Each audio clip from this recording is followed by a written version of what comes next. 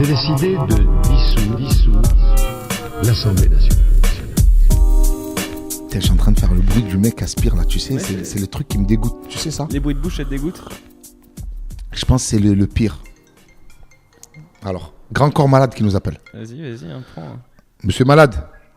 Voilà, je vois ça dedans, t'es dans les deux chiots là. Non, je suis pas dans les deux chiots, je suis à Porte de Bagnolet, j'ai un pote qui fait un podcast et je t'ai décroché, je t'ai mis en haut-parleur, là, si tu as de la promo à faire, c'est écouté par 24 personnes. Mais ces 24 personnes, écoute-moi, ils sont solides. C'est des mecs qui achètent des albums, qui viennent te voir en spectacle. J'ai une énorme pression, je vais essayer de pas faire de faute de français. Vas-y, applique-toi. Tu fais quoi après, tu fais quelle heure? Écoute, je pense que j'en ai pour 1 heure et je vous rejoins, vous faites quoi? On va faire une chicha à l'ancienne. Allez, une chicha, c'est parti. Laquelle? Bonne nouvelle. Allez, bonne nouvelle, je vous rejoins. Allez, super. Allez, bisous. Bisous. Alors ça, c'est Grand Corps Malade, c'est un pote et tu sais quoi, c'est un des mecs qui m'a donné envie de monter sur scène. Ah ouais? Ouais. C'était en 2008. Il faisait je le connais depuis 2005, depuis qu'il démarre son premier album sorti en 2005-2006. Son producteur est un pote et il me fait écouter Grand Corps Malade dans sa cuisine. Je dis waouh, il chante bien ce black. Il me dit non, c'est pas un black. Il est grand, il est blond, il a les yeux bleus. Je dis mais quoi? Mais comment une voix comme ça? Il me dit non, tu vas voir. Et j'écoute une vraie claque. Tu vois, les gens, pas le sous-estiment, mais ont une mauvaise image de lui, disent que ouais, tu vas écouter un album de Grand Corps Malade, tu vas te pendre, alors que non, tu vois, c'est technique, c'est bien écrit. Je pense qu'aux gens qui connaissent pas devraient écouter. Et vraiment, et là, il a son 5e album. Puis il a fait un film aussi. Il a fait un film, j'ai tourné dans ce film. Voilà. Et moi, je l'ai connu, je faisais pas de stand-up. Ok. Et il me trouvait très marrant dans la vie. Il me dit, écoute, t'es super marrant. Si un jour tu te mettais à écrire, à faire du stand-up ou quoi, j'aimerais bien que tu fasses ma première partie. Okay. Donc, ça a été un des éléments déclencheurs. C'est fou ça, ok. Voilà, donc il me dit ça. Donc moi, tu vois, une personne qui te dit, ouais, t'es marrant, devrais monter sur scène. 2 personnes, ouais, 4, 12, 26, 1480. À un moment, tu te poses la question, pourquoi pas, tu vois. Et j'avais mon frère aussi qui est metteur en scène, qui est humoriste aussi. Le seul rebeu que je connaisse qui a eu le Molière. Ouais, c'est vrai. Il a eu un Molière. Ouais. Ali Bougueraba, et pareil, il m'a dit, ouais, vas-y. Et moi, je le chambrais. J'ai dit, ouais, vous êtes à faire les pitres, c'est facile et tout. Il me dit, ouais, mais si c'est facile, viens écrire un truc, viens faire la première partie. On va voir si c'est facile. Ouais, c'est facile. J'ai fait des trucs plus dangereux que ça. Quand je me foutais de la gueule des comédiens, je dis, ouais, je me suis mis en danger. Tu vois. Je dis, ouais, j'ai fait des trucs plus fous que ça. Et vas-y.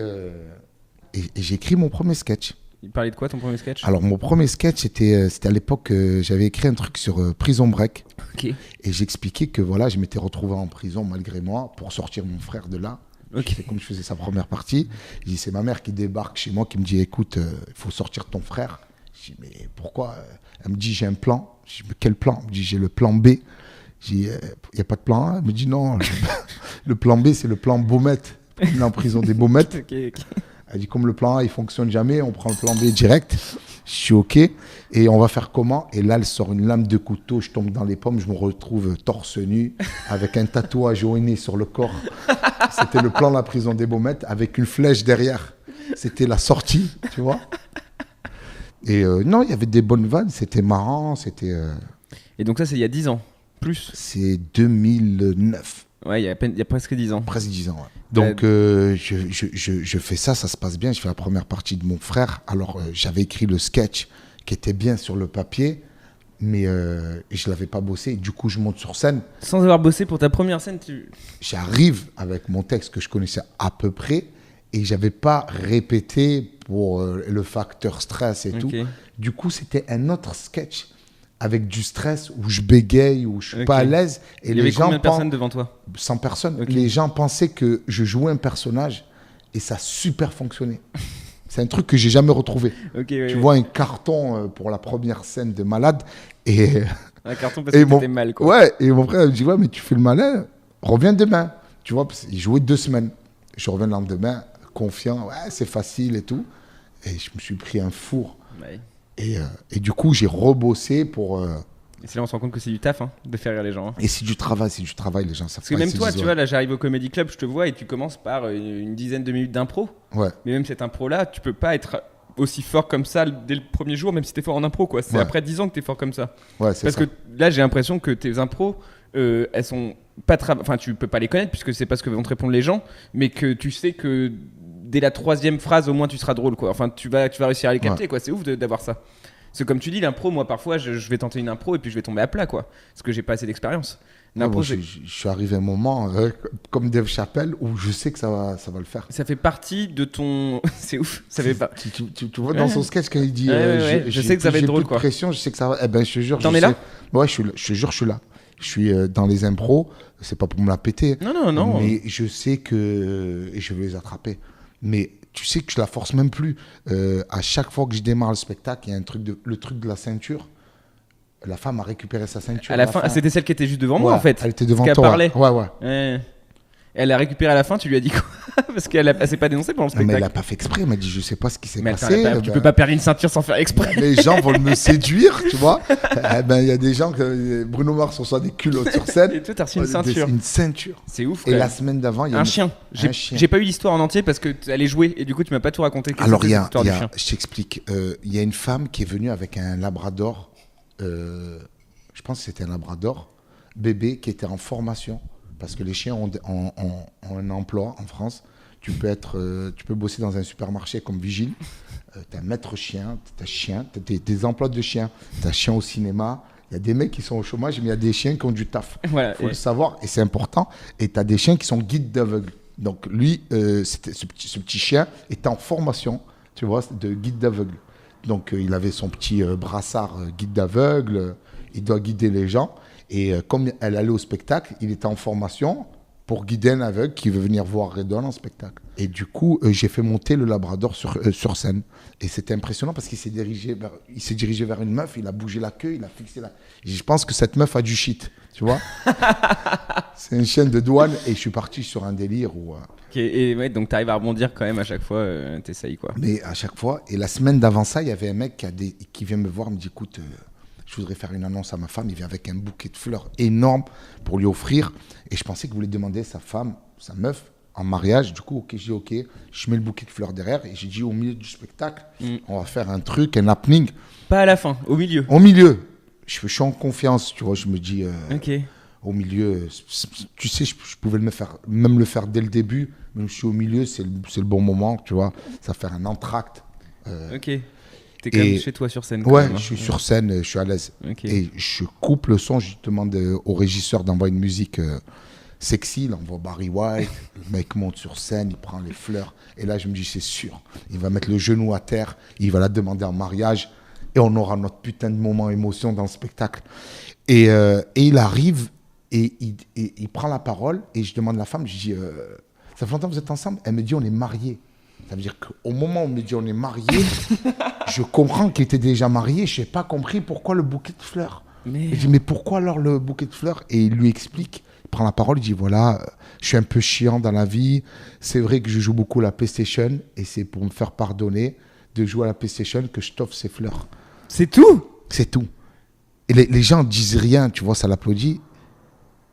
Et j'ai espèce de fils de pute à niquer mon spectacle pour une partie de PlayStation. Il est malade. Et je suis parti sur une impro sur la PlayStation. Dire, non, mais attends, le mec il s'est dit je vais aller voir Redouane. Il m'a envoyé un message après derrière. Il m'a dit écoute, c'était pas ça le pitch. Le speech de. En fait le speech c'était une vraie déclaration d'amour, tout ça. Mais je me suis tellement chié dessus que cette histoire de PlayStation qui est sortie. Non. Ouais. Moi, j'ai commencé à dire, non, mais normalement, c'est ce joker que tu utilises pour demander ta femme en mariage, ou si tu l'as trompée et qu'elle t'a attrapé en flag, mais tu peux pas. Pour une partie de PlayStation. Non, mais le mec, il est malade. Je suis désolé. Et attends, j'ai pris Barcelone et j'ai perdu avec Messi.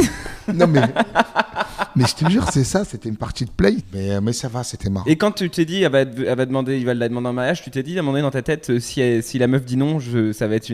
Mais peu importe la réponse, elle dit oui, c'est mignon. Si elle dit non, on rigole, c'est mignon quand même. On le console, on dit c'est pas grave, c'est bien tenté. Mais bien tenté. Tu la redemanderas, tu demanderas en mariage une autre au spectacle de Redouane Arjan.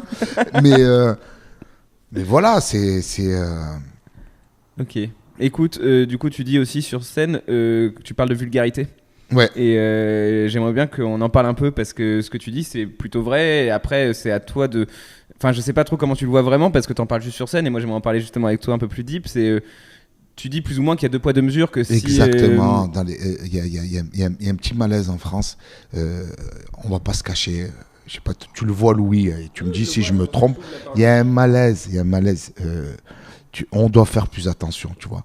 Je pense que quand tu es issu de l'immigration, tu dois redoubler d'efforts, tu dois être 2 fois plus marrant, tu dois faire attention, tout est épié, tout est calculé, tu vas dire, je sais pas, tu vas dire fils de... Ah, les vulgaires. C'est une autre personne qui le fait du game, ça va être un autre nom. Ah ouais, mais il est subversif, il est transgressif, il casse les codes, tu vois. Et je l'explique dans le spectacle, à la fin. Ouais, tu l'expliques. J'explique. Je dis, c'est quoi la définition de vulgaire, la vulgarité, tu vois. Mais toi, en gros, que cette c'est nation 1% prend... de gens, mais Non, c'est pas 1%. Parce que tu vois, hier, j'ai regardé un documentaire, Ma part d'ombre, là, hier, qui passait sur Canal+, qui parlait des footballeurs, et du coup, ça montrait comment avait été traité, par exemple, Benzema, comment avait été traité Henry, comment avait traité même Ibrahimovic Nasri. En Suède, Nasri. Et en fait, ils expliquent qu'effectivement, les gens issus de l'immigration, il y a une façon de parler d'eux dans les médias, dans les cultures populaires qui est différente. Et typiquement, moi, j'ai vu un truc hier qui m'a rendu ouf. C'est après la main de Henry, on va prendre la main de Henry contre l'Irlande. L'équipe, ce qui titre, c'est une affaire d'État. Et le lendemain, c'est Henry, il ne mérite pas tout ça.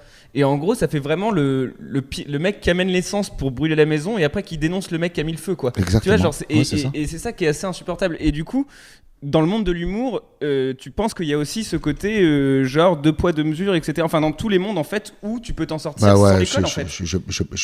Je pense, ouais. Ça rend fou les gens. Je pense que ça peut rendre fou les gens certains médias et en tout cas les pouvoirs en place de voir en fait des endroits où des gens issus de l'immigration peuvent passer alors que normalement ils sont bloqués dans les autres endroits et du coup ça les rend ouf et ils les traitent mal peut-être. Mais c'est exactement ça. Mais j'ai vu juste l'extrait moi de Zlatan, mais tu vas parler de tes parents, elle est communautaire. Mais excuse-moi, je suis né à Marseille, mes parents sont rebeux. Je ne vais pas te dire que je suis né dans le Poitou-Charentes ou en Bretagne et je ne vais pas te parler de crêpes. Si j'étais né en Bretagne, je vais te faire un sketch sur les crêpes avec plaisir. Est-ce qu'un mec qui fait un sketch sur des crêpes, il est communautaire? Danny Boone, il fait un sketch sur les ch'tis, c'est communautaire. C'est la communauté des ch'tis. À jamais on va lui dire vous êtes communautaire, vous parlez que des ch'tis. Donc, mais du coup, toi, tu combats ça en voulant être de plus en plus drôle et sans non plus. Le but, c'est d'être drôle et de. Moi, je pense que le truc, c'est être marrant. C'est le but du jeu, c'est que les gens ils viennent te voir un spectacle, ils sortent de là, ils se disent putain, j'ai oublié mes problèmes. Ouais. Moi, je le vois. C'est ce que dit Jim Carrey au début du documentaire sur Andy Kaufman en disant moi, le but de la scène, c'est de faire oublier les soucis à des gens pendant 1h30. Exactement. Ben, c'est mon souci, tu vois. Moi, je pense que le mec que tu arrives à aller voir un spectacle qui te fait oublier tes problèmes avec ta femme, avec les impôts, avec la justice, la avec PS4. Ce que tu veux, avec la PS4, le mec qui arrive à te faire oublier ses problèmes, voilà, c'est un bon, tu vois. Je vois ce que tu veux dire. C'est hyper intéressant. Et ça m'amène à un autre truc, c'est que tu disais à un moment donné, à la fin, que en rigolant un peu, si vous avez télé, des machins, moi j'aimerais percer. Déjà, bon, c'est quand même marrant parce que t'es à l'affiche du Comedy Club, donc, et tu remplis. Mais du coup, ça me fait penser, pour percer aujourd'hui, il faut aussi en passer parfois par des trucs du type, aller passer à Touche pas à mon poste, aller passer à Vendredi c'est permis. C'est ça. Toi, t'as envie de faire ça? En vrai, j'ai pas envie.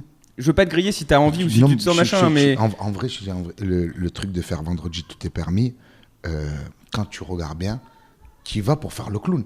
Tu dois faire un décor penché et faire des blagues avec des gens que tu as vus 2 fois dans ta vie ou une fois dans ta vie et c'est chaud. Et chacun surenchère à la meilleure vanne, à la meilleure truc, à la meilleure... Tu t'arrives, c'est une compétition de malade et... ils te mettent Claudia Tagbo dans le noir, elle a peur du noir. C'est marrant la première fois, mais ça fait 15 fois qu'ils le font. On le sait qu'elle a peur. Pourquoi vous la mettez dans le noir, cette pauvre fille? On le sait. Elle va crier, elle va... Parce que les gens, ils zappent pas. Pendant qu'ils voient ça, ils zappent pas. Tu sais, Seinfeld disait un truc très drôle sur la télé. Il disait, la télé, ça prend beaucoup d'argent à produire. Et ensuite, on le donne aux gens gratuit. C'est-à-dire que les gens, ils ont juste allumé leur télé, ils le voient. Et les gens peuvent dire, et les gens en général disent non, j'ai pas envie de le regarder. C'est-à-dire que les gens, la télé, c'est un des seuls trucs où les gens peuvent consommer un truc gratuit, mais ils veulent pas en fait. Ils disent bah non, en fait non. Et je trouve que c'est ouf parce que du coup, ça amène un truc, c'est il faut attirer les gens et du coup il faut qu'ils zappent pas et du coup ce qu'on va faire c'est qu'on va mettre des gens sur un décor penché avec du savon pour qu'ils se cassent la gueule et comme ça les gens ils vont regarder et je trouve qu'il y a un côté très chelou pour moi en fait aujourd'hui parce qu'il y a tellement de talents, tellement de gens qui ont des trucs à dire et même des gens qui sont dans ces émissions. Moi je critique pas certes les gens qui sont dans ces émissions qui sont très brillants. Ils y vont parce qu'ils sont obligés, les mecs qui jouent dans des grandes salles doivent remplir les salles. Et ouais mais les grandes salles c'est parfois tu te dis attends la perversion du truc. Ouais, mais non mais les mecs tu les remplis avec le talent. Enfin je suis désolé t'as aucune presse, t'as rien et tu remplis le Comedy Club depuis septembre et puis on va toucher du bois parce qu'il faut qu'on fait ce qu'on peut et puis ça continuation. Mais ce que je veux dire c'est que le bouche à oreille, le fait d'avoir un skill, le fait d'être reconnu dans ton métier, c'est quand même plus important qu'aller faire le guignol 5 minutes et d'avoir une vidéo qui buzz. Et du coup, bon bref, c'est un débat, mais en tout cas, moi je pense que c'est marrant parce que quand on parlait à la fin, et puis quand je voyais ta salle pleine et que je me disais, il fait jamais de télé, jamais rien, ça prouve que le bouche à oreille ça peut encore marcher. Et moi, ça me donne beaucoup d'espoir parce que moi, honnêtement, si un jour quelqu'un me dit, Louis, tu iras pas plus haut dans ta carrière si tu fais pas touche pas mon poste ou un truc que je sens pas, j'arrête, j'arrêterai ou je ferai autre chose, tu vois, mais je pourrais pas. Tu vois, il y a mes darons qui ont regardé, tu vois. Enfin bref, c'est un autre débat. On s'en fout. C'est pas si important. Moi, j'aimerais juste qu'on parle aussi un peu de ton histoire parce que t'es quand même aussi quelqu'un de très mystérieux, Redouane. Moi, je te connais pas finalement très bien dans la vie. Je te connais en tant qu'artiste, en tant que machin. Exactement. Et du coup, tu viens de Marseille déjà. Ouais, je suis marseillais. Et moi, je suis. Tu sais que moi, je viens du Berry, mais que quand tu viens du Berry et que t'aimes le foot comme j'aime le foot.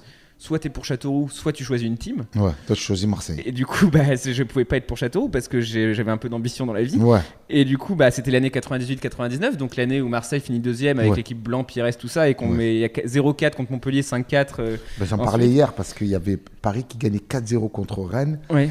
Et je leur disais, il y a eu quand même quelques matchs 4-0 à la mi-temps qui ont été inversés, notamment Marseille-Montpellier. Ouais, et aussi Liverpool, Milan AC. Il y a eu 3-0, 3-3. Ouais, 3-0. Ils ont gagné à la fin penalty. Cissé qui marque. Cissé qui marque son péno. Cissé qui marque son péno, qui gagne la Champions League.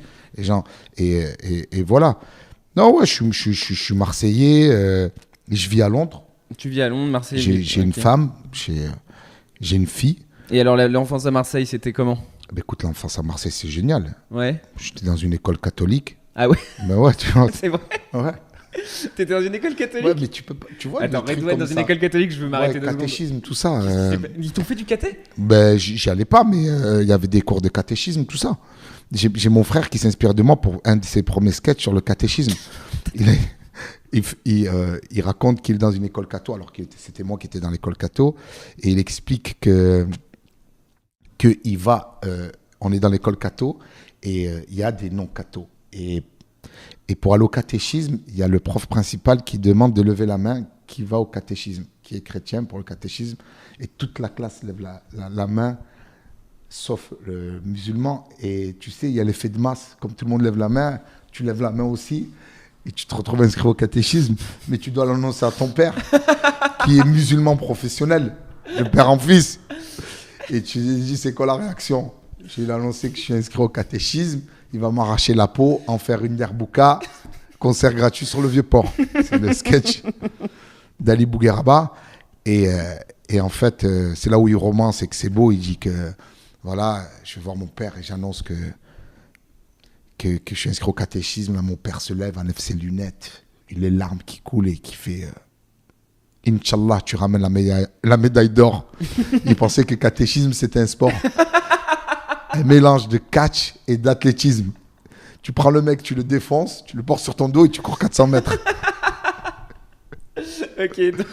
Du coup, t'as vraiment fait du catéchisme ou pas ? Je suis allé à un pèlerinage de la Sainte-Baume parce que fait, c'était une sortie. En tant que musulman, tu pourrais aussi penser que le catéchisme, c'est des cours pour mieux comprendre Jésus qui est un prophète dans votre religion, dans la religion musulmane. Donc en soi, c'est des cours. J'y suis pas allé, mais je suis allé à un pèlerinage à Sainte-Baume. Moi, j'y suis allé. Moi, j'ai fait le catéchisme. C'est que j'ai arrêté le jour où une bonne sœur m'a mis une gifle. J'ai pris une gifle par une bonne sœur, moi, un jour. C'est ce jour-là où je suis devenu musulman. Et ce jour-là, je me suis dit, je n'ai plus de religion jusqu'à ce que quelqu'un me convainque. Mais non, en vrai, j'ai une bonne sœur, j'étais au caté et je faisais même pas tant de con que ça. Et elle m'a mis une gifle. Et je suis sorti du caté. Et c'est là que t'as pas été bon, fallait tendre l'autre joue. Et voilà. Si elle t'avait mis une deuxième, là oui, fallait tu quittais. Et tu quittais la sainteté. Le jour où j'ai pris une gifle par une bonne sœur, et ça restera un traumatisme. Hein. Depuis, je vois plus Jésus pareil, moi. Tu sais, genre pour moi, c'est bon, bref, on s'en fout, c'était une blague. Et du coup, t'es pour l'OM ou pas ? Vraiment fort ou tu t'en fous ? Écoute, moi, je suis fan de l'OM. Ouais, t'es pour l'OM ? Ouais. Moi aussi. C'est quoi ta plus grosse émotion avec Marseille ? Écoute, j'étais petit, 93. Ah, 93, tu connais, toi, t'es né en quelle année? Je devais avoir 12 ans Ah ouais, tu connais. et j'ai kiffé. Hein. Mais normal. Moi, tu sais que mon premier titre avec Marseille, c'est sous Deschamps, moi, hein, parce que je connaissais pas avant. Enfin, j'ai connu 2 finales de UEFA en 99 et 2004 où mon père. J'ai connu des finales de Coupe de France où mon père. Et en vrai, le premier titre, c'est Coupe de la Ligue contre Bordeaux en 2010 avec Deschamps, quoi. Avant, on n'avait jamais gagné. Putain. J'aimais une équipe qui avait jamais gagné. Par contre, j'ai eu des émotions de fou. Après émotion, je te dis, il y avait le match avec Drogba, là. Le Newcastle. Ouais, contre Newcastle, où il se met derrière les Il y en talonnades. a eu. Après, il y a eu les ça, je l'ai défaites, vu les finales perdues UEFA. Après, j'ai vu plein de. J'étais là dernièrement, le 1-1 Marseille-PSG. Marseille-PSG, j'y étais. J'étais au Paris Marseille 0-0 l'année dernière. Non, j'ai fait plein de stades, j'y vais assez régulièrement. Mais voilà, je suis Marseillais. L'Olympique de Marseille m'a jamais invité, tu vois. Okay. Et ça m'a touché que le PSG m'invite. Le Donc, tu vas PSG m'a bientôt invité être pour pour voir PSG Nice. Et là, ils essaient de me convertir, tu vois. Ils essaient de me faire une Neymar. Ils essaient de me récupérer. Mais moi, c'est pas 220 millions. Hein. C'est 2 Grecs qui me récupèrent. Hein. 2 Grecs, un Coca-Cola. Ma clause libératoire est de 2 Grecs, un Coca-Cola. Elle est vraiment légère, tu vois. Avec de la sauce blanche, on discute même pas. Supplément frites, salade, tomate, oignon. Je quitte l'aventure. Moi, avec un maillot. Non. Et tu perds l'accent. Parce que Ouais. t'as une voix de Parisien aussi sur scène. Ouais, Tu fais ta j'arrive, voix de Parisien j'ai- qui est quand même. Je te l'ai montré à un moment donné, ta voix de Parisien qui me fait vraiment beaucoup rire. Mais avant, j'aimerais te poser, parce qu'on était sur Marseille, tu parles d'éducation dans ton spectacle. Ouais.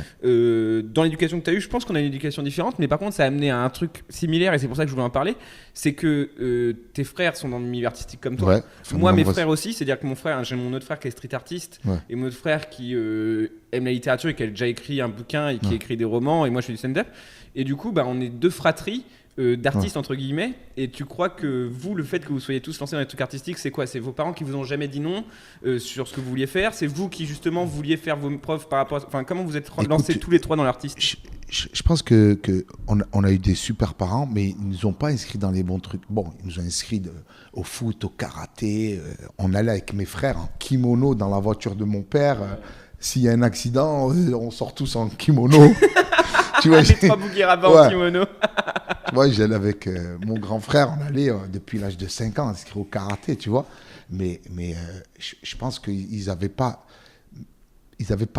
cette ouverture d'esprit. Ils ne savaient pas qu'on aurait pu être inspiré par le théâtre. Mon frère Ali, il a démarré le théâtre à l'âge de 17 ans. Il était au lycée, il passait son BTS.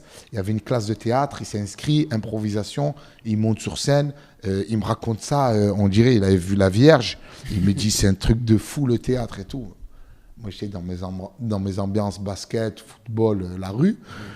Et tu vois, parce qu'on n'a pas été sensibilisés jeunes, tu vois. Ouais. Je sais que moi, ce que mes parents ont raté, avec mes enfants, je ne vais pas le rater. Je faisais inscrire dans tous les sports inimaginables. Si à la fin, me dit, ouais, je veux me mettre C'est exactement ce que disait Hakim Djemili. au bilboquet ou au golf sur gazon, mais ça se trouve. Souvent, les gens me disent, ouais, il n'y a pas de Renoir à la natation, il n'y a pas de Renoir au tennis. Le peu de Renoir qu'il y a, il cartonne parce que les parents ne les mettent pas. Ils se disent, foot, argent. Au foot, ils kiffent le foot parce qu'ils connaissent ça. Du coup, et puis après, donc il y a le côté artistique où là, c'est quand même encore différent. C'est-à-dire que quand même, enfin moi, je sais que mes parents, ça s'est passé différemment, mais c'est pas le but de parler de WAM. Toi, c'est comment tes parents, ils ont réagi à avoir des fils qui partent dans l'artistique un par un. Tu sais, genre ils sont contents ou ils sont un peu réfractaires au début? Tu sais le truc qu'il y a eu, on a tous fait des études, on a eu des diplômes. Tu vois, moi j'ai un bac sciences économiques, bac ES. Après, j'ai fait une fac. Du coup, niveau études, on les a pas déçus. Tu vois. Okay. Ali, il a un BTS, tous. Tout le monde a le bac dans la famille. On est 5 frères et une sœur. Sauf Nabil, il a prétendu avoir eu le bac, mais on n'a jamais reçu le diplôme à la maison. On n'a jamais eu la preuve. Mais vous le croyez ou vous ne croyez pas qu'il l'a eu? Ah, il nous a menti. On a fêté ça. On a fêté ça. Il a été fort. C'est le seul qui ne fait pas d'humour, mais je crois que c'est le plus drôle des frères. C'est le plus marrant. Il est exceptionnel.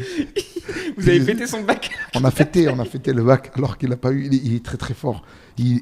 Nabil Bougueraba est un des meilleurs. Je crois que c'est le plus marrant des Mais de toute façon, Bougueraba. on en parle souvent, mais les plus marrants font pas de stand-up et heureusement pour nous. Ouais. Mais c'est un autre débat. Et c'est Ali qui a ouvert la brèche, tu vois, Ouais. comme c'est le grand frère. Il l'a fait, ça a fonctionné, tu vois. Il a très vite été intermittent du spectacle. Il a fait plus de 15 fois Avignon. Regarde, Ah là, ouais, il prend Molière, un, ouais. il prend un Molière. Le fait qu'il... Quand tu es talentueux dans ton truc, au départ, tes parents te disent « Ah, tu vas faire du théâtre, tu vas souffrir toute ta vie, parce qu'ils ont peur, en fait. Ouais, ils ont pas C'est- pour être. c'est- Ouais. C'est pas qu'ils soient contre le truc, c'est la Non, bien peur sûr. de se dire « Attends, on est venu en France pour que nos enfants réussissent. » Ils pensent que si tu es docteur, Ouais. tu vas être sûr d'avoir tes 10 000 euros par mois et de réussir ta vie. Tu pourras soigner des gens. C'est un métier noble. Alors que tu fais tes blagues. Mm. On ne sait même pas si tu vas être marrant, si tu vas réussir à remplir ton frigo. Tu vois, comment tu vas avoir des enfants. Ils s'inquiètent pour toi. Ouais, mais ils s'inquiètent, j'en suis sûr, et surtout dans le monde dans lequel on vit aujourd'hui, rassurer les darons. Moi, je suis persuadé qu'on vit une Exactement, époque- tes Ouais, mais c'est parents, sûr. c'est ça dans le truc de transmission. Tes parents font tout pour toi.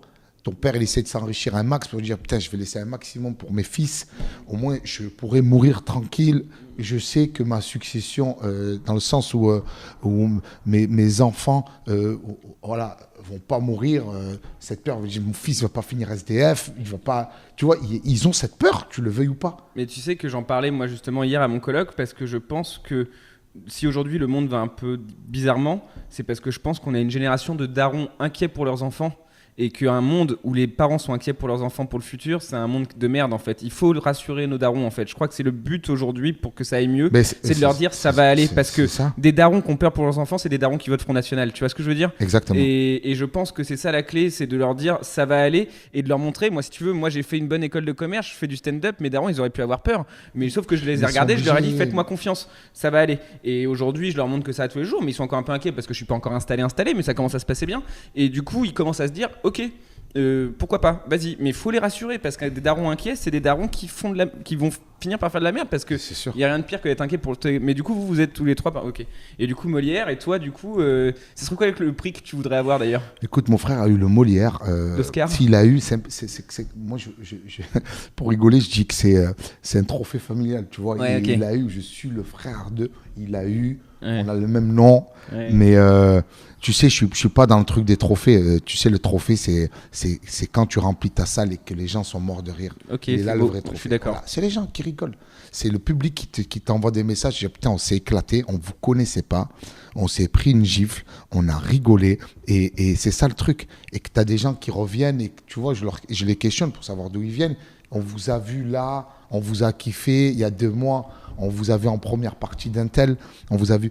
Et c'est ça le truc. Est-ce que tu me promets que si un jour, quand tu poses ta question au début en impro, d'où vous m'avez machin, si quelqu'un dit Le un podcast. café au Losset, Ouais, je te le dirai. ok. Je reviendrai même faire une émission pour dire voilà, il y a un mec, il est venu d'Australie ou de Nouvelle-Zélande. Je vois les messages sur les trucs. Il y a des mecs qui écoutent, ils sont à l'autre bout de la planète. C'est marrant.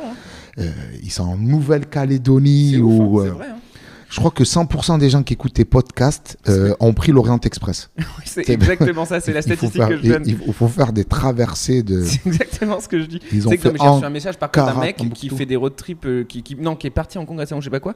Ce mec-là, il est tombé sur le premier épisode, il a aimé, il a écouté 17 heures de Café au Losset dans le week-end. Putain. Je pense que tu devrais changer d'adresse. Ça, c'est les genres de mecs, ça. Nous avons retrouvé Louis Dubourg assassiné a à volé bord ses de deux micros. Bagnolet. Ok. Avant d'arriver à un dernier thème, j'aimerais que tu parles aussi sur scène des gens qui notent sur les applications, sur les trucs, qui mettent un 8,2, un 7,3. Ouais. J'aimerais savoir, moi je fais, enfin en gros, est-ce que tu as déjà mis des notes sur des choses? Écoute, Moi je mets que 5 étoiles ou rien. exactement. Je pars du principe, soit je mets le maximum, soit je mets rien. Voilà, ouais, c'est Le ça. truc qui me plaît pas. Faut qu'on en parle parce que les gens qui mettent des notes de merde, ça me saoule. Écoute-moi, j'ai pas cette démarche d'aller mettre une note de truc. Il me plaît pas, j'en parle pas. Ben voilà. Il me plaît, je le fais découvrir, je le soutiens. Je suis allé voir. On n'est pas à l'école. Exactement. on n'est Mais pas- du coup, faut qu'on on en fait parle parce un que les gens truc. s'habituent à noter Si et maintenant t'as- ils aiment ça. Exactement. Les mecs, déjà, qui es-tu pour me le noter? Es-tu capable de monter sur scène, de faire rire des gens? Non mais ça, alors ouais, ça, Tu vois c'est ce que un je veux autre dire? truc. Mais même Si t'es Yelp, capable. même les restos aujourd'hui Voilà. sont notés, les dentistes sont notés, tout le monde est noté. Voilà, mettez des trucs, c'est bon, allez voir, c'est pas bon, n'y allez pas. Après, le truc de mettre des notes précises, des 8,4, des 7,9, des mecs, ils sont fait un barème. Qu'est-ce qu'ils se sont dit? On a aimé ci, on a aimé... non, mais le truc, je disais, le mec, il a mis, ouais, j'ai aimé 60% du spectacle, il te met 4 sur 10. Mais frère, T'es nul en fais maths. des maths. Fais des maths d'abord, fais des maths si tu veux mettre des notes cohérentes. Mais 6 sur 10, t'as aimé 60% du spectacle. Non, alors déjà en plus il met des notes précises, mais en plus Sois logique, tu vois.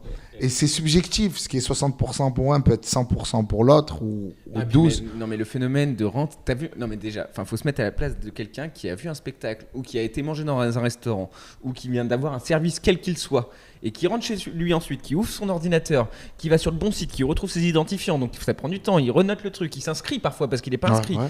il prend le temps, ensuite il met sa petite note qu'il a décidé sur le chemin dans sa tête, il va mettre un petit commentaire qu'il a bien réfléchi, il appuie sur entrée, mais il faut être un malade mental pour moi pour faire ça. Les gens qui... Enfin, faut avoir été frustré soit par l'école, soit par quelque chose. mais- Ouais, c'était des profs. Non, mais il y a pas Je que pense des profs, on est dans un monde où tout le monde c'est se un note. mec, c'est un Tu prof. sais, c'est ce que il dit, je sais était- plus qui dit ça sur scène, mais qu'aujourd'hui tu veux faire flipper un restaurant pour Ouais. aller avoir plus vite, tu me prends Yelp et tu fais si vous me servez pas dans 5 minutes, je vous mets 0 étoile. Aujourd'hui, tout le monde flippe d'avoir une mauvaise note. Ouais. Tu vois ce que je veux dire? TripAdvisor, tout ça. Là, Tout le monde voilà. flippe d'avoir une mauvaise Ouais, note. ouais, c'est un ça truc. fait. Parce que ça ramène des gens. Tu vois. Le truc de la bouffe. Mais tu sais, c'est ouais, enfin, je sais plus qui parlait du classement, mais que le classement, en fait, c'est un truc qu'obsédait l'être humain et qu'en fait, c'est pour ça que les top 10, les top machins, c'est ça qui marche le mieux. Parce que, en fait, les gens veulent savoir comment t'es classé, en fait. Les notes, Ouais. ils veulent des notes, ils veulent des chiffres. Mais ça, pour moi, c'est très malsain. C'est très malsain. Tu vois, ça donne une envie aux gens de tout noter. Putain, il a 4,2, tu connais quasiment la note de l'autre. Enfin, Non, mais c'est pas ça, c'est que t'as que des bons coms et après, il y a un commentaire qui sort de nulle part. Après, tu te dis, est-ce que c'est un humoriste, est-ce que c'est un mec, est-ce que c'est la concurrence, est-ce que c'est un attaché de presse, est-ce que c'est un producteur, est-ce que c'est... Tu vois, Tu sais que j'ai fait un parce, truc drôle.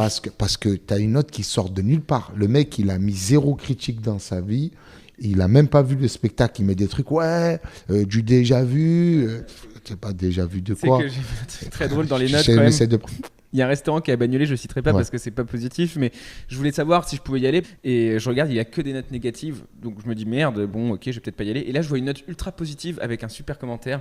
Et du coup, je me dis, putain, ça me convainc presque d'y aller. Et là, je regarde le titre du commentaire et les gars, ils sont teubés. Le titre du enfin, le pseudo du mec qui a mis le commentaire, c'est le pseudo du restaurant. Ah merde. Les mecs, ils se sont mis une seule note, la seule note positive qu'ils ont, c'est eux-mêmes qui l'ont posté et on le sait, tu vois. Ah, et ils du coup, sont bon, voilà, nuls. ils se sont grillés, quoi. Donc bref, je trouve ça ridicule, quoi. Je trouve ça ridicule, mais bon, c'est un autre problème. Tiens, un passage que j'aime beaucoup sur scène, c'est celui où tu débriefes le fait divers de la poule et de ce monsieur qui fait n'importe quoi avec cette poule. Pour voir ce moment-là, il faut aller le voir sur scène, on va pas Ouais. le spoiler. Par contre, du coup, ce que j'ai fait, c'est que j'ai pris des faits divers au hasard. Ouais. Et puis voilà, si on pourrait les commenter à Vas-y, haute voix, y a tu veux pas- voir ce y a qui se pas de passe. souci. Alors, j'en ai pas mal, donc je vais te dire le titre. S'il t'inspire, tu me dis ok. S'il t'inspire pas, tu me dis passe. On va et puis tous change. les faire. on va tous Alors, les faire. par exemple, on va commencer par celui qui vient du Berry, voilà, pour te dire un peu d'où je viens. Ouais. Échappé d'un hôpital psychiatrique, il dérègle les boutons de commande d'un train. Est-ce que tu veux commenter cette news ? 2 hommes internés au centre hospitalisé Georges Sand de Bourges se sont échappés à la vigilance du C'est personnel. Berry tout ça? Ouais, c'est chez moi, c'est à Bourges en Ah, plus. le mec, il s'est échappé d'un hôpital psychiatrique, il a réussi à rentrer dans le train, Et il a déréglé là. Exactement. Et du coup, en gros, ils ont été interpellés, ramenés dans leur chambre, mais ils ont réussi à dérégler tout le système d'un train. Une dizaine de voyageurs qui étaient en partance dans ce train ont dû subir un retard de plus de 45 minutes. Bah, je te dis la vérité, que tu dérègles ou pas les boutons d'un train, SNCF, ils sont tout le temps en retard. Donc, Ça change donc rien. ça Est-ce change que- rien. alors, la question, c'est est-ce que tous les retards de la SNCF ne sont pas dus à des gens Des- d'hôpitaux psychiatriques qui sortent et qui vont dérégler les trains? Non, je pense qu'ils sont pas bons. Ils devraient fermer les trains. Je pense que comment il a pu rentrer dans un train? La deuxième, c'était quoi? Alors, celui-là, non, mais ça, c'était juste pour te dire que ça s'est passé à Bourges, on s'en fout. Alors, une passagère force l'avion à atterrir parce qu'il n'y a pas de champagne. Merde. Ça existe, c'est Elle, arrivé. elle a réussi à forcer. Elle a fait source quoi? est Sudinfo. Une femme âgée de 44 ans se trouvait dans un avion Moscou-Zurich lorsqu'elle a réclamé de personnel une coupe de champagne. Mais les hôtesses de l'air lui ont expliqué qu'il n'en avait pas à bord. Et du coup, ils ont obligé la Suissesse à dû payer une amende de 5 000 €, mais parce qu'elle a forcé l'avion à atterrir. C'est-à-dire qu'ils peuvent faire atterrir des avions parce qu'elle n'a pas de champagne. Putain, elle s'en foutait d'arriver en retard, elle s'est dit. Elle s'est dit, on s'en fout, je veux du champagne. Putain, les Suisses. Comment il faut se mettre dans sa tête? Tu as déjà pris l'avion, moi Ouais. aussi. Est-ce que tu t'es déjà dit, comme il n'y a pas ça, je veux que ça atterrisse? Non, mais ça, je pense que c'est des caprices de riches, ça. T'as des caprices de riches. c'est-à-dire Tu que vois tu ce peux que je pas- veux te dire. C'est des caprices de Moi, je gosse. suis dans l'avion, je me dis pourvu qu'il se crache pas. Moi, je suis dans un autre délire. Je vais arriver ça, à mais bon on est tous port, plus ou moins dans ce délire, arriver à l'heure. Tu vois ce que je veux te dire. Truc sécurité. Je compte même pas sur leur bouffe. Je sais que la bouffe va être dégueulasse. Je sais que c'est un plateau repas. À part si t'es en première classe, deuxième classe, c'est un truc, un pâté mélangé. Ils te disent que c'est des pâtes, je sais pas quoi. Mais c'est un truc qui a été fait dans une industrie. Attends, mais du coup, moi, ce que je me dis aussi, c'est que cette personne-là, elle a repris l'avion après. Et est-ce que maintenant, quand elle reprend l'avion, Elle pose la demande- question elle- préalable. Ouais, peut-être- ouais, elle demande, est-ce que vos champagne, Champagne, est-ce parce que que vous avez du cristal, est-ce que que sinon j'atterris, hein. On est sur du Louis Roederer. Il est Louis. Ok, bon, tu vois, donc ça existe aussi, c'est un vrai truc. Pris de remords, les cambrioleurs rendent le chiot qu'ils avaient volé à une fillette. Ouais, ça, c'est des mecs cool. C'est des mecs cool. Oui, c'est des mecs cool. C'est fair play. C'est fair play. Alors, moi, ma question, c'est. Faute pardonnée. Faute... Faute avouée. À demi pardonnée. Faute ramenée. Ouais, c'est exactement ça. Les mecs, ils l'ont pris. Ils ont vu que le chien, il était mignon. Alors, moi, c'est comment tu fais. Moi, ce que j'aimerais savoir, c'est la discussion qu'il y a eu entre les deux cambrioleurs avant d'y aller. Tu sais, genre, quel est le premier déjà? Est-ce qu'il y a un des deux qui a dû se dire à un moment donné? Non, mais ils ont cambriolé, ils ne devaient pas être là. La meuf, ils prennent le petit chien, après, ils voient la photo. Un cambrioleur, il cambriole, il voit la photo de la petite, et il voit le bonheur. Et il dit, putain, et il y a un des deux, il a dit, allez, ça se fait hop. Puis on lui ramène son chien. J'avais un chien. Je pense que si on m'avait cambriolé le chien, je serais devenu cambrioleur. Tu crois? Ouais, je pense que c'est ça. C'est ça. Elle était prise de remords. Pris de remords, ce matin, ma femme a été allée dans la cuisine pour se faire un café. Elle a remarqué quelque chose qui bouge dans la niche de Sacha. Ceux qui l'avaient prise ont eu la mauvaise conscience ou peur, et du coup, ils ont jeté le chiot par-dessus notre balustrade. Voilà. Haute-Loire, ils oublient leur fils de 14 ans au bord de la route. T'as 14 ans, t'es grand, frère. La vie de ma mère, 14 ans, frère. Et ils m'ont oublié, j'étais beaucoup plus jeune. Et les gars, il faut arrêter avec vos Et bah, informations. c'est pour là. Ouais. ça, je l'ai pris parce que je me suis dit, d'où tu sais qu'ils l'ont oublié. En fait, Il a c'est- 14 piges, Ça se trouve, ils ont pas oublié, ça il se a trouve. fait ça, Yves, il a un téléphone portable, tu l'appelles Théo, on vient te chercher, tu le géolocalises. Bah, c'est une news, hein. Genre, Ouais, c'est des news, dans des patelins, c'est des informations, ça devient des news, alors que c'est rien, c'est même pas des faits divers dans d'autres villes. il viole le chien de sa compagne et cette dernière lui pardonne et se marie avec lui. Putain. D'où l'expression hot dog. Le chien était chaud. Non, mais c'est fou.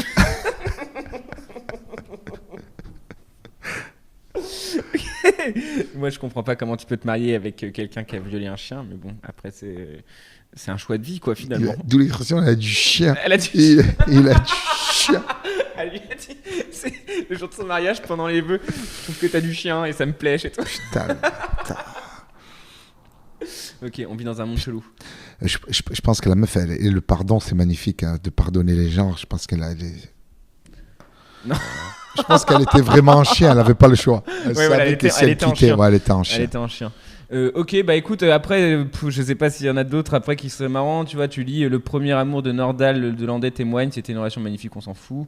L'ado qui a été tué par 2 parents a été battu, affamé et torturé par eux. Putain, ok, il y a que des trucs badants sinon en fait. Sordide. Ouais, mais c'est sordide, hein, parce que la news que t'as trouvé toi pour cette histoire de peau et tout, c'est que tu lis les news pour trouver des blagues ou c'est que tu l'as lu et t'as fait putain, faut que j'en parle. Mais ouais, ça a été ça. Après, je reçois plein de trucs. Ils violent des chiens, Parce que je regarde aux j'ai regardé pas mal de faits États-Unis, divers pour avoir 2-3 idées. un Enfin, j'ai- cheval, des trucs et fou, hein. tout. Il y en Les a mecs sont plusieurs. chauds, hein. Je pourrais faire 8 heures que sur ça. Mais je pense qu'une, ça suffit. Une, ça suffit. Ouais. Mais comment ça se Je fait peux que t'en faire 12. comment ça se fait que 80% des faits divers que j'ai lus, c'est des gens qui violent des animaux? Je pense que. Il y a un problème avec la zoophilie. C'est un tabou, On n'en peut-être. parle pas. Moi, j'ai un pote qui est pompier qui me disait que le nombre de fois où il y avait des mecs bloqués dans des anus de chiens ou de chats, Putain, parce ça- que les ouais. chiens se crispent, du coup, ça se rétracte Putain, et ça tu fait sais ça étau. Mais j'ai un pote pompier qui il me Parce que disait. moi, mon oncle Eveto, il m'a déjà raconté cette histoire. Bah de- oui. C'est arrivé que il quelqu'un. s'appelle les pompiers. Le Ils mec, appellent il les est pompiers parce qu'il est bloqué. bloqué dans le chien. Ouais. Et pareil, ou avec des trucs dans le cul, pareil, avec des. Mon oncle m'a raconté que c'est même la femme du mec qui l'a appelé en disant mon mari est coincé dans le chien. Voilà, donc des histoires de malades. Et voilà. C'est ouf. Et c'est pompier, tu vois. On vit dans un monde quand même qui est quand même compliqué, quoi. Genre, même les faits divers, j'avais jamais lu de faits divers. En fait, j'ai eu l'idée de lire 2-3 faits divers en voyant ton spectacle et en me disant que ce passage-là me faisait beaucoup rire et que j'avais envie de débriefer avec toi. Non, mais c'est un truc de fou quand même. Mais c'est vrai que c'est Le un mec est truc de- marié, il a 2 filles. À quel moment il a le déclic de Faut péter un plomb pour ça. Hein. Non, mais comment un chien t'excite?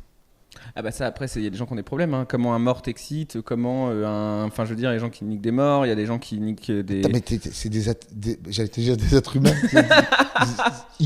Tu vois, il y a une apparence humaine. Tu vois ce que je veux dire? Ouais, c'est mort, Mais tu vois, je mets même pas, je mets dans une catégorie moindre les mecs qui kennent des poupées gonflables, mais Ouais, c'est ce que tu veux dire. un mec qui est nécrophile, un mec qui est pas nécrophile, Si nécrophile est mort, c'est ça, je crois. Nécrophile, un mec qui est nécrophile, un mort, tu vois, c'est apparence humaine. Après, un mec qui va dans une poupée, c'est notre pathologie. Il fait, tu vois, il n'y a pas le truc de la morale. Mais quand même, c'est un truc en plastique, tu vois. C'est ouf, quand même, de comment Je sais t'excites. plus qu'il y avait cette vanne de entre avoir une arme et une poupée gonflable chez moi, je préfère avoir une arme parce que si mon enfant découvre une arme chez moi, je sais comment lui expliquer. S'il découvre la poupée gonflable, je sais pas quoi lui dire quoi. Papa, Donc, c'est quoi ça? Ouais. Et là, la blague du mec, je sais plus qui c'est, mais la blague du mec c'est ah putain, mais je sais plus qui c'est. C'est peut-être Michael Che. En gros, sa blague c'est papa, c'est quoi ça? Il montre la poupée gonflable et lui il lui répond c'est ta mère quand elle est. Ça remplace ta mère quand elle part en voyage. C'est ta mère qu'elle est pas là. Exactement. C'est ta mère. Exactement, c'est sa blague. Bon bref, c'est la vanne sur scène, mais c'est vrai que ouais, c'est un autre truc quoi. C'est. Écoute, après, là, on a encore quelques minutes si tu veux. Tu veux discuter tranquille, t'es bien là ou pas? Ça passe vite, hein. Et tu vois, le temps passe vite. T'as vu, j'ai pas regardé le truc. Tu vas aller rejoindre après Grand Corps C'est Malade. Franjo qui m'envoie un message. Il dit quoi, Franjo? Pour une vidéo. Mardi prochain. Ah, on a fait une vidéo sur les castings. On l'a tourné il y a 2 mois et c'était en plein truc Weinstein. Ok. Du coup, il fallait le sortir là. T'en as pensé quoi de toutes ces actualités-là? Les Weinstein et tout. Ouais, tout ça là. Écoute, les gens le savaient, plus ou moins ceux qui sont dans le milieu. Toi, tu savais qu'il y avait des trucs comme ça? Ben ouais, le mec qui t'invite dans sa chambre d'hôtel à 3h du matin pour te faire lire un script. Ouais.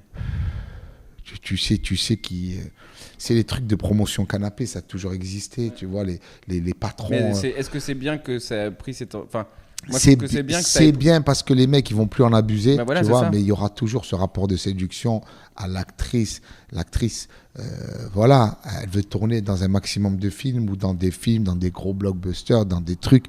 Et à un moment, le mec sait que elles sont 4000 à vouloir tourner dans le film. Ouais, mais le problème c'est qu'on a des mecs c'est Dave Chappelle. C'est le droit de cuissage des temps modernes, moi j'appelle ça. Oui, les mecs, c'est des seigneurs. Dans le sens où, mais voilà. ces mecs-là, c'est des pourris, du coup. C'est des pourris, mais ça s'est toujours fait dans le cinéma. Ça fait depuis les Frères Lumière, ça existe. Mais comment tu changes ça? Et tu le changes avec ce qui s'est passé, là, en parlant. Mais voilà, il y en a qui payent, ils payent le coup, tu vois. Bon, après, le mec, c'est un enculé, mais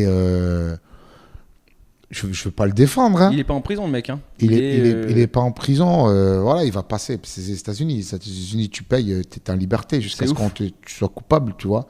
Et c'est là où tu vois, je ne sais plus quel humoriste disait que si tu es milliardaire aux États-Unis, tu ne vas pas en prison. Ouais, tu payes ta liberté, tu vois. Et tu le vois aussi dans le film American Historics, où le mec, il fait 7 ans de prison parce qu'il fait tomber une télé sur les pieds d'un flic. L'autre, il a buté un noir. Il sort avant. Et c'est pareil, si tu as l'argent pour payer ta caution, tu es libérable.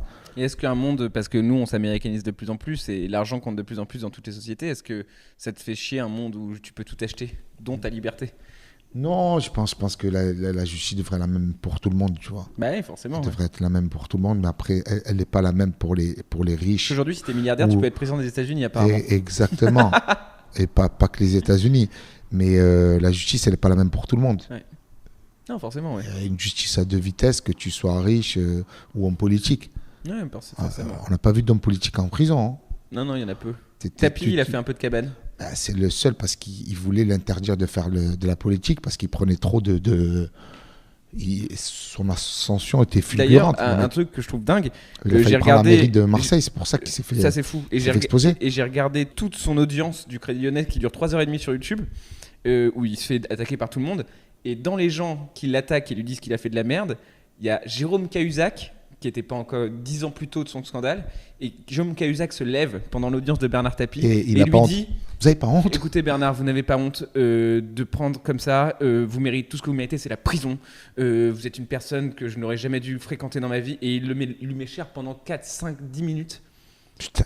Et 10 heures après, je jure, j'ai pas de compte en Suisse. Et le Il mec. le savait, il avait 900 000 euros, Non, 600 mais tu 000. vois ce que je veux dire, c'est-à-dire que Sans compter tout ce qu'il a fait. l'hypocrisie d'un mec qui peut dire face caméra, vous n'avez pas honte, Bernard, qui Putain. pourrit la vie d'un mec. Et aujourd'hui, bon bref, c'est un. Pour moi, l'affaire Tapie, c'est une affaire. Bah toi, en tant que Marseillais, ça doit être un truc de ouf. Écoute, tu fais la même chose Il est à la Provence maintenant, hein. que Cahuzac ou que Fillon. Mm. Je te jure, on te met en prison. Tu fais un abus de biens sociaux.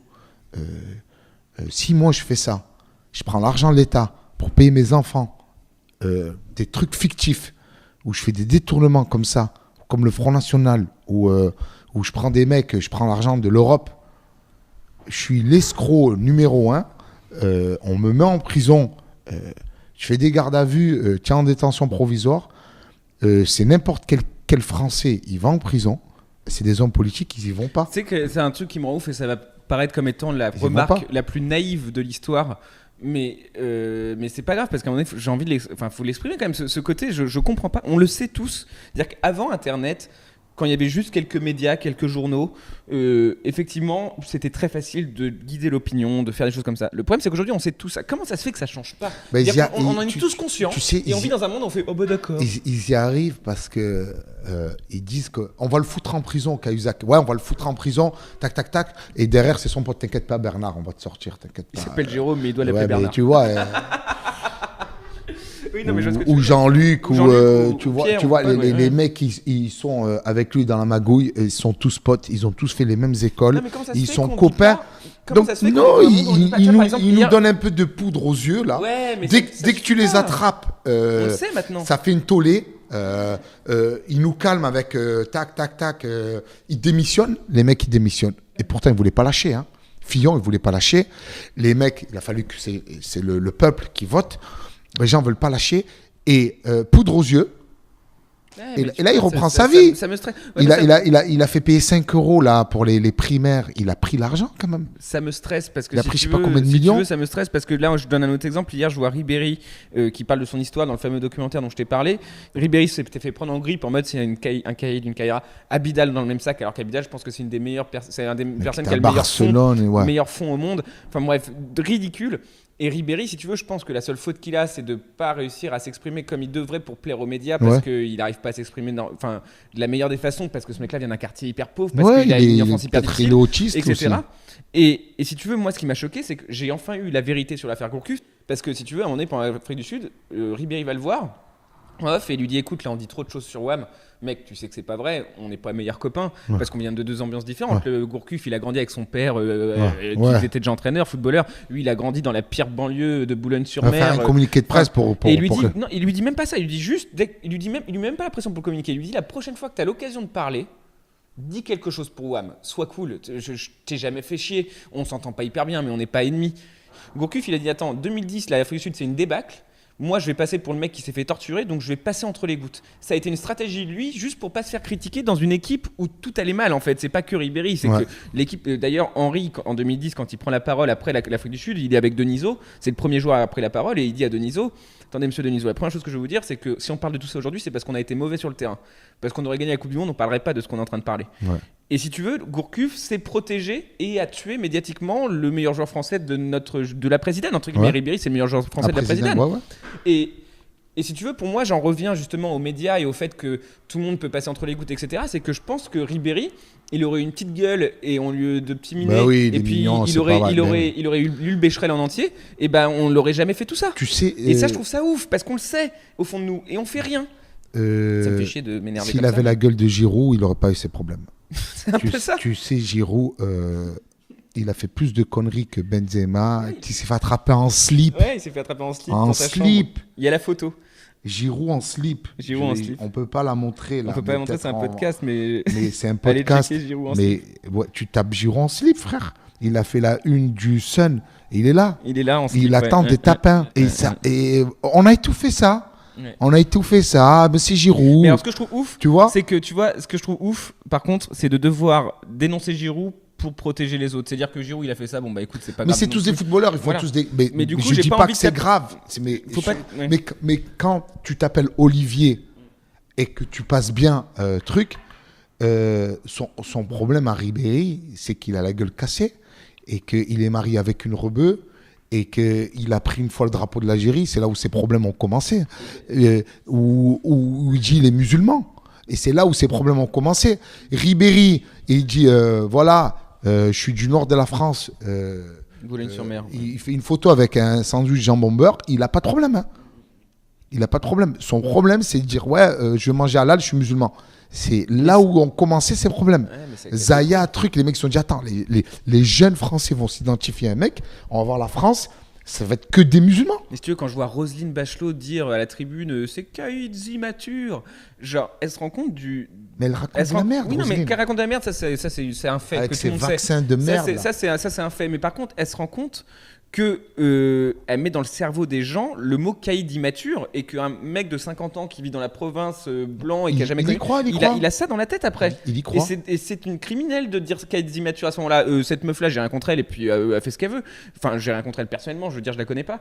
Mais le fait qu'elle ait dit caïd immature, faut qu'elle se rende compte qu'elle a brisé une génération de footballeurs. Et c'est des mecs, moi, si tu veux, quand je vois. Hier, j'ai été ému, vraiment, devant ce Tu documentaire. vois le vrai visage des mecs. Quand je vois que t'as Ribéry pas. qui dit mais putain, vous vous rendez compte mes darons ce qu'ils ont vécu quand on voit ça tous les jours dans les journaux alors que j'ai rien fait du tout. Ouais. Et là ils ont fait une coupe et je sais qu'ils ont fait cette coupe parce que Ribéry il commençait peut-être à avoir les larmes Ah aux yeux ouais, il a et qu'il pleuré. a dit je veux pas qu'on tourne ça. Ouais. Du coup il dit couper et il reprend après. Mais tu sens la douleur d'un mec et ça je trouve ça ouf. Bon bref, c'est un débat comme ça, mais je trouve que on vit dans un monde qui va commencer à énerver tout le monde. Tu vois, comme dit Dave Chappelle, tu l'as vu son spectacle Ouais, j'ai vu. quand il dit, je veux pas qu'il y ait, il dit c'est fou qu'on vive dans un monde aujourd'hui où Bruce Jenner, homme blanc de 45 ans, puisse changer de sexe plus vite que Mohamed Ali a réussi à changer son prénom. Ouais, Cassius Clay. C'est, Parce que Cassius Clay, c'était son voilà, nom. c'est ça. truc, Avant, et il machin. voulait changer en Mohamed Ali parce Ouais. qu'ils sont convertis et il a pas pu pendant. Il a mis 5 ans de la prison. On a eu Ouais, il a eu des problèmes. des problèmes. Et un homme blanc riche veut changer de sexe. C'est En exactement, 6 c'est mois, c'est pareil. fait. Et moi, je suis pas pour qu'on empêche les hommes blancs de changer de sexe s'ils veulent, parce que je suis pour que les gens puissent être ce qu'ils veulent.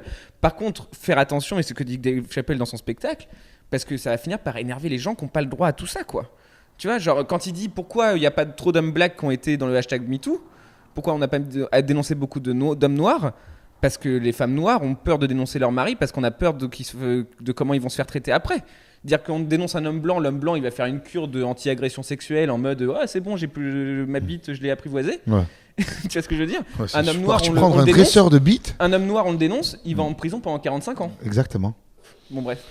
On va changer les choses, Redouane. Ouais, tu veux qu'on fasse quoi Bah si, on va changer les choses. On va- Ouais, on va- avec des blagues, je sais pas si Avec on peut des changer blagues le et après monde. on va Ouais, créer un les fond. trucs, On va s'amuser, on va faire des choses. on va essayer, mais c'est difficile.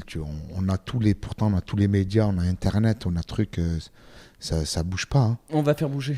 Moi, c'était un peu trop intense comme fin. Du coup, ce que j'aimerais, c'est qu'on finisse par un truc plus léger. Je sais pas, putain, là, tu m'as pris au dépourvu. Je hein. sais, genre, je passe de un truc hyper rude et j'étais très enflammé. Non, c'était bien, c'est très bien, c'était très bien.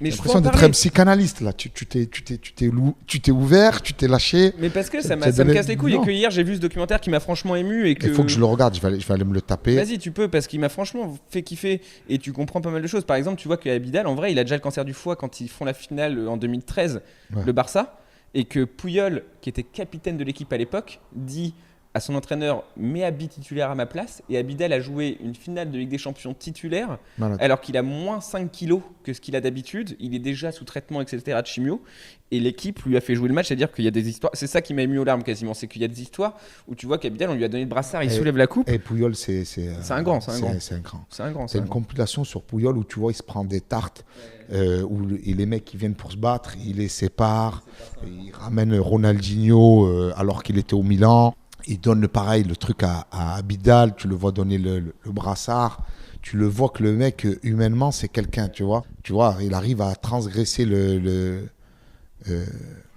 tout l'ego que peut avoir un joueur de foot, justement, tu vois, c'est l'altruisme, c'est rare, hein, tu vois, surtout dans ce truc de foot où ils sont tous Le égoïstes, foot et l'humour, ça se égocentristes. rapproche un peu peut-être comme univers. C'est des Ouais, univers, c'est pareil, où t'es c'est seul à la pareil, il y fois a et en beaucoup même temps, t'es en- d'entraînement, tu es seul, tu vois du monde, mais en fait, tu es seul, tu vois. C'est parce que tu Ils en vois parlent là. beaucoup dans le documentaire de tu la vois- solitude que t'as le soir. Exactement, pareil, là, avant de monter sur scène, tu vois, ça se calcule pas trop, tu sors à la fin, Les gens sont partis, tu vas manger ta crêpe ou tu vas manger ton omelette, tu vas dire t'es comme, il y a un vrai truc de solitude, tu vois. Tu gères bien cette solitude, toi? Ouais, ça va. Ça va, j'ai l'habitude, tu vois. Ça fait depuis janvier 2015, je suis à Paris. Et...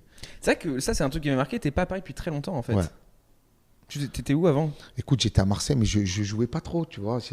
J'ai démarré il y a longtemps. Après, c'était en parcimonie. Je jouais pas. Marseille, tu joues tous les 3 mois, tous les 4 mois. Je joue à l'Antidote, le théâtre de mon frère, et au Quai du Rire, où j'ai démarré. Et il n'y a pas beaucoup de scènes. Donc, des fois, je fais des allers-retours à Paris pour faire des trucs. Il y avait un plateau. Mais en 2 mois à Paris, j'ai joué plus que toute ma vie. Ah bon. J'ai rattrapé 10 ans en 2 mois à Paris. Ouais. Et quand je croisais les Parisiens qui venaient jouer à Marseille, je me disais, putain, c'est bien ce que tu fais, mais t'as pas le rythme. Je comprenais pas. Je me dis, qu'est-ce qu'il me raconte?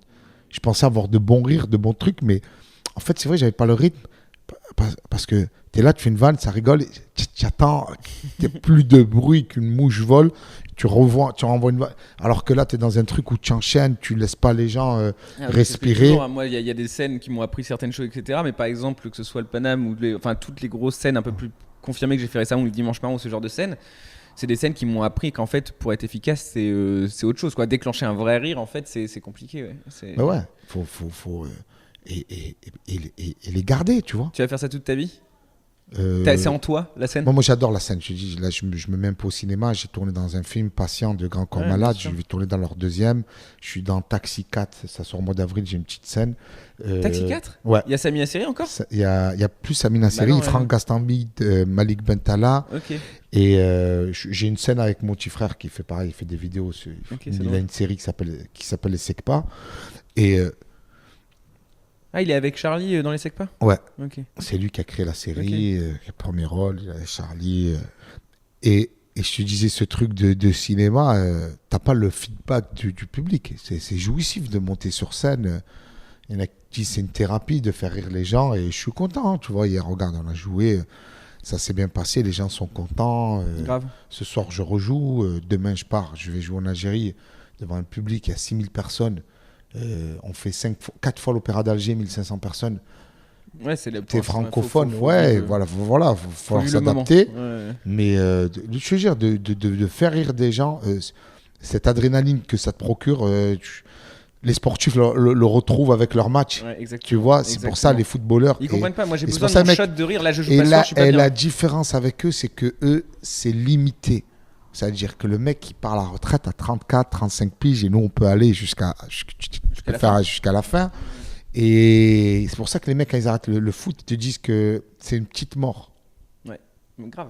Et ils ont une dépression qui est énorme. Et très peu arrivent à transformer ça. T'as Zidane qui arrive, en qu'entraîneur. Il s'entraîne... C'est pour ça qu'il ne fera pas sélectionneur. Il s'entraîne avec les joueurs, les meilleurs joueurs au monde. Meilleur, sur le terrain quand il s'entraîne avec eux, il leur montre et il a cette adrénaline que son équipe marque. Tu vois, moi je l'ai l'adrénaline. La recherche d'adrénaline, c'est vrai que quand le footballeur il prend sa retraite et qu'il l'a plus. Il est coach, il a l'adrénaline. Il a la pression, il faut gagner ce soir. Ils ont fait match nul, c'est pas la même chose. Parce que t'as la fatigue en moins. T'es en forme. T'as la patate et puis de marquer 2 points. Et t'as la frustration de ne pas pouvoir rentrer jouer. C'est ça, Zidane. Et quand ton équipe marque, tu es content. C'est un peu, je pense que l'entraîneur d'un coach, c'est un peu comme un mec qui parie. Tu vois, tu vas aller sur un pari en sport et tu vas miser sur Real Madrid. Ou je te le conseille, tu vas miser sur Limoges au basket. T'aimes pas Limoges et tu sais que ça peut te faire gagner de l'argent. Tu vas voir qu'à chaque fois qu'ils vont mettre un panier Limoges, tu vas voir cette adrénaline de putain, je vais gagner de l'argent. Tu vas être intéressé sportivement. Et c'est ce que tu retrouves avec le pari, tu vois. Ouais, le pari, il y a ça. Mais nous, on a cette adrénaline et c'est vrai qu'il faut comprendre que moi, par exemple, je joue pas ce soir et ça me stresse parce que, enfin, ça va, je joue demain, j'ai joué hier. Enfin, je veux dire, mais si je joue pas 4-5 jours, on va dire, par exemple, je suis rentré 4-5 jours pour Noël. Ouais. Bah, quand je suis rentré, mec, je bouillais. Mais vraiment, il fallait. Bah ouais, c'est un truc de fou. Mais bon, ok, bah c'est une très bonne conclusion. Cette adrénaline. Oui, c'est la plus grosse coupure que j'ai eue, c'était au mois d'août. Moi, je joue tous les soirs, toute l'année. Il y a qu'au mois d'août, je suis parti en Corse en vacances et j'ai pas. Ça fait du bien quand même. J'ai pas joué, ouais.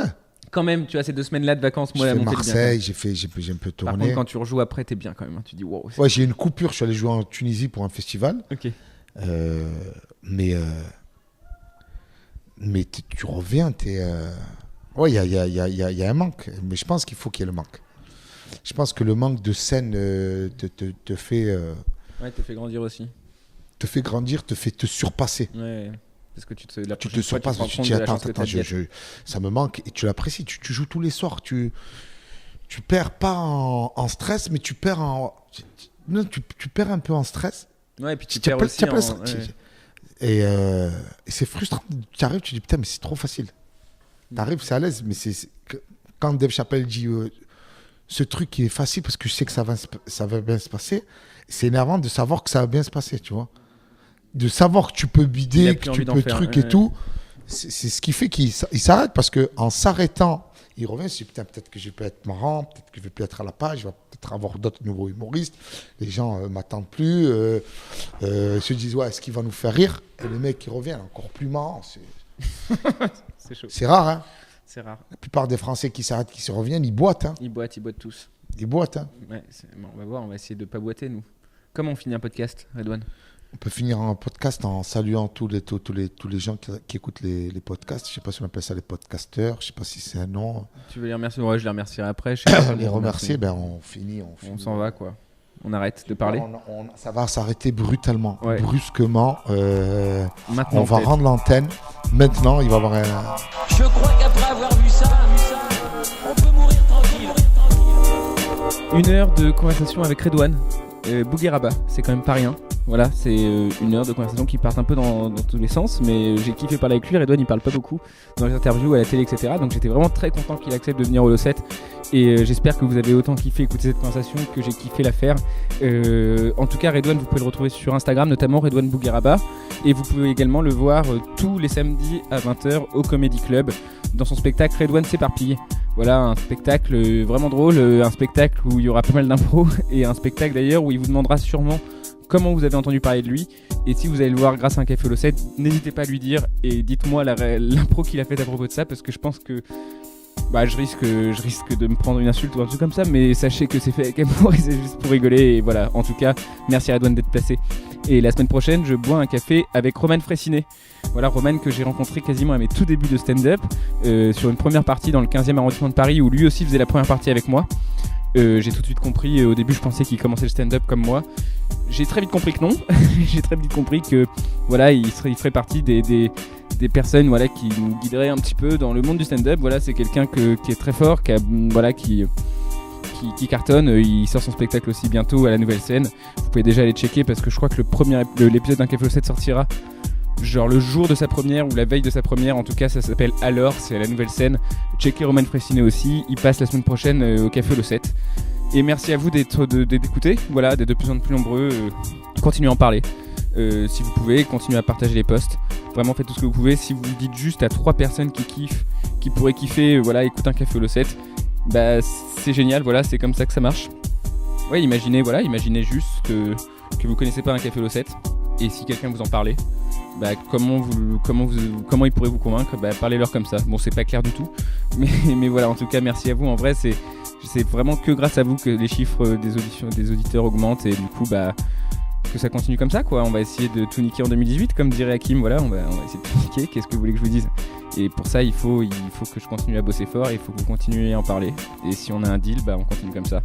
Et en vrai, merci de ouf, quoi qu'il arrive. Et on se retrouve la semaine prochaine pour un café avec Roman Fraissinet.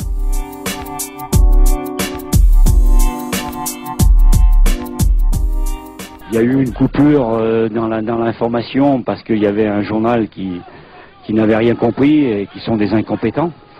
Malheureusement, c'est le seul en France sportif. Je suis déçu et honteux pour eux. Mais c'est la vie, ils payeront comme tout le monde. Mais ils seront contents demain aussi. Oui, mais bien sûr, mais c'est facile, ça, c'est facile de venir à la soupe. Ouais. Je crois que je n'ai que du mépris pour ces gens-là.